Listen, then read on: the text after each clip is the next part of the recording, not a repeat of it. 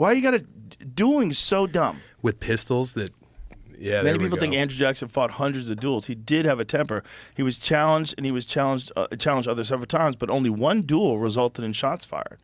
In 1806, where he killed Charles Dickinson. That's good. He was a terrible shot.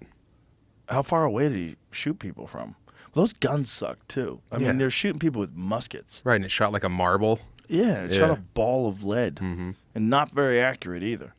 And you probably didn't die every time. No. You could take one of those. You're fine. You take one in the shoulder, Yeah. especially if they're not accurate. Oh, yeah. But a lot of guys are probably crippled from them. Oh, for sure, because it would crack your bone. Yeah. It would like hit the bone and bend it in half. And then, they never knew how to fix bones back then. They just have to chop it off. And they probably didn't even know how to get the lead out. No, that's a good point. I bet It lead gets poisoning